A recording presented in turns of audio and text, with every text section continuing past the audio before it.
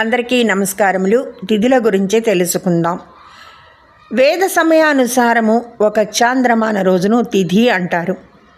శాస్త్రీయముగా సూర్యుడు మరియు చంద్రుణ్ణి కలుపుతూ ఉన్న అక్షాంశ కోణము 12 డిగ్రీలు పెరగడానికి పట్టే కాలాన్ని తిథి అనవచ్చు.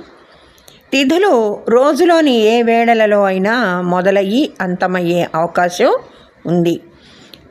ప్రతి చాంద్రమాసంలో 30 తిథులు ఉన్నాయి. శుక్లపక్షంలో పాడ్యమి నుంచి పూర్ణిమ వరకు 15, పనల కృష్ణపక్షంలో పాడ్యమి నుండి అమావాస్య వరకు 15, మొత్తం 30 తిథులు. రవిచంద్రుల మధ్య దూరం 0 డిగ్రీ ఉన్నప్పుడు అమావాస్య, 180 డిగ్రీలు దూరం ఉన్నప్పుడు పౌర్ణమి ఏర్పడతాయి. చంద్రుడు రవి నుండి ప్రతి 12 డిగ్రీలు నడిచినప్పుడు తిథులు మారుతూ ఉంటాయి. తిథులు వాటి అధిపతులు కనుక చూస్తే పుణ్యతిథులు మన దేవతలను పలు రకాలుగా మనకు వీలైన రీతిలో పూజిస్తూ ఉంటాం. ఈ విధంగా చేసే పూజలు నియమ నిష్టలతో చేసినట్లయితే తగిన ఫలితం వస్తుంది. దీనికి సంబంధించిన తిథులు, వాటి ప్రత్యేకత, ఏ రోజు ఏ దేవతను ఆరాధిస్తే ఎంతటి పుణ్యఫలం కలుగుతుందో అనే వివరణలోకి వెళ్దాం. మనకి వరాహ పురాణంలో ఈ విషయం గురించి వివరించబడింది. వరాహ పురాణంలో శ్రీ మహావిష్ణువు స్వయంగా తిథులు వాటి విశేషాల గురించి భూదేవికి వివరించారు. ఇక తిథులు వాటి విశిష్టత పరిశీలిద్దాం. పాడ్యమి తిథి మొదటిది. ఇది దేవతలలో ముందు పుట్టినవాడు అగ్ని కాబట్టి తిథులలో మొదటిదైన పాడ్యమి నాడు అగ్నిని పూజించి ఉపవాసం ఉన్నట్లయితే మంచి ఫలితం ఉంటుంది. విధియ అశ్విని దేవతలను ఆరాధించాలి. వారు ఆ తిథి నాడు పుట్టినందువల్ల ఏడాది పాటు అశ్విని దేవతలను ఉద్దేశించి విధియ వ్రతాన్ని నియమ నిష్టలతో చేస్తే శుభప్రదం.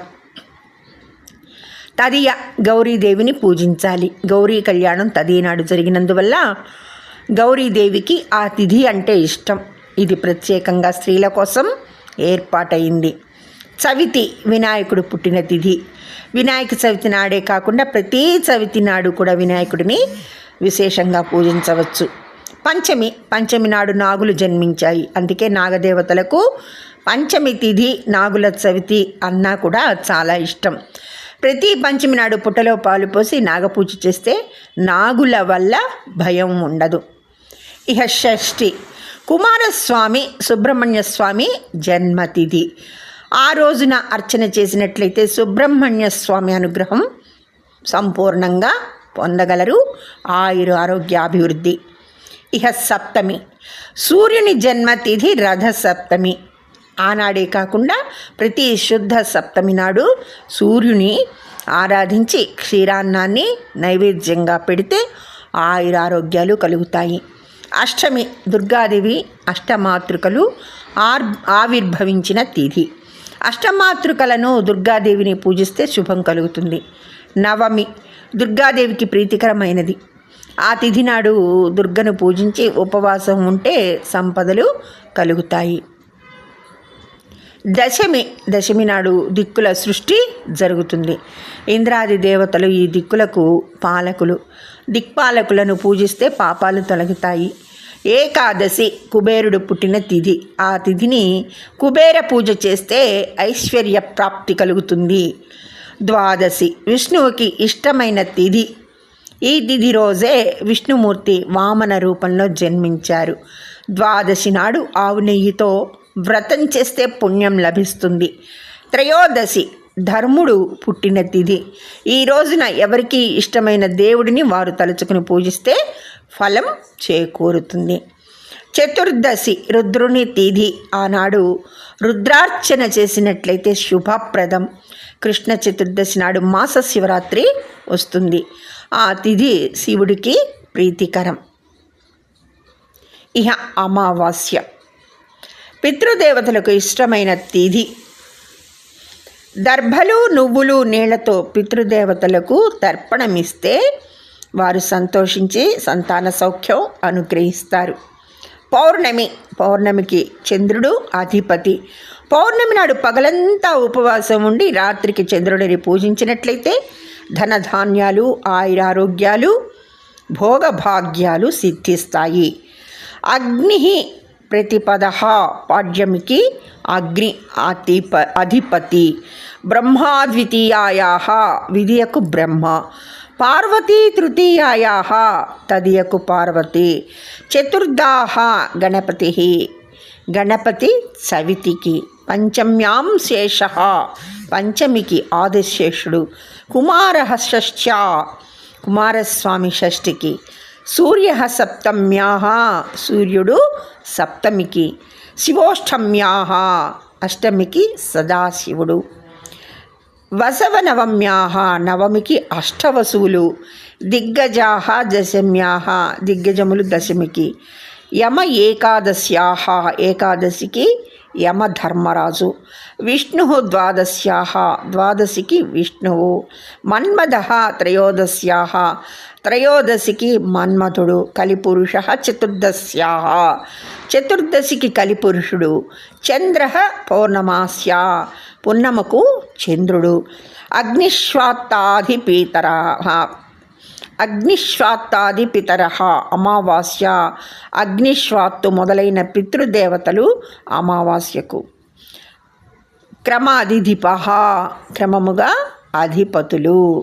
ఉత్తమ తిథులు ఏవంటే శుక్ల ఏకాదశి, శుక్ల ద్వాదశి, శుక్ల త్రయోదశి, శుక్ల చతుర్దశి, పూర్ణిమ. కృష్ణ పాడ్యమి, కృష్ణ విధియ, కృష్ణ తదియ, కృష్ణ చవితి, కృష్ణ పంచమి. ఇహ మధ్యమంగా ఉండే తిథులు శుక్ల షష్ఠి, శుక్ల సప్తమి, శుక్ల అష్టమి, శుక్ల నవమి, శుక్ల దశమి, కృష్ణ షష్ఠి, కృష్ణ సప్తమి, కృష్ణ అష్టమి, కృష్ణ నవమి, కృష్ణ దశమి. ఇహ అధమం తిథులు శుక్ల తదియ, శుక్ల చవితి, శుక్ల పంచమి, శుక్ల ద్వాదశి, కృష్ణ ఏకాదశి, కృష్ణ ద్వాదశి, కృష్ణ త్రయోదశి, కృష్ణ చతుర్దశి, అమావాస్య. ఇహ సంకల్ప తిథులు ఏవంటే ఒకరోజు సూర్యోదయం నుండి మరుసటి రోజు సూర్యోదయం వరకు ఏ తిథి ఉన్నదో ఆ తిథినే ఆ రోజంతా సంకల్పానికి చెప్పుకోవాలి. ఒకరోజు సూర్యోదయానికి ఒక తిథి ఉండి మరుసటి రోజు సూర్యోదయం లోపల ఇంకొక తిథి వస్తే మొదటి తిథి ఉపరి రెండవ తిథి అని చెప్పాలి సంకల్పంలో.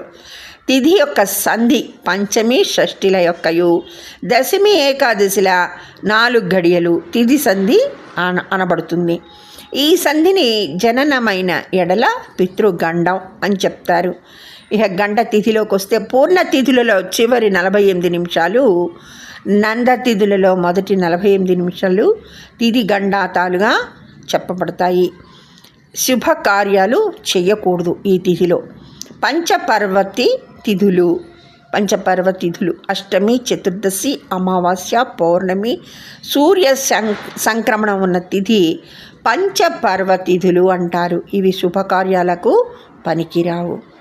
పక్షరంధ్ర తిథులు చవితి మొదటి 8 గడియలు, షష్ఠి మొదటి 9 గడియలు, అష్టమి మొదటి 14 గడియలు, నవమి మొదటి 25 గడియలు, ద్వాదశి మొదటి 10 గడియలు, చతుర్దశి మొదటి 5 గడియలు. ఈ గడియలలో వివాహం చేయరాదు. మిగిలిన గడియలు శుభప్రదములు.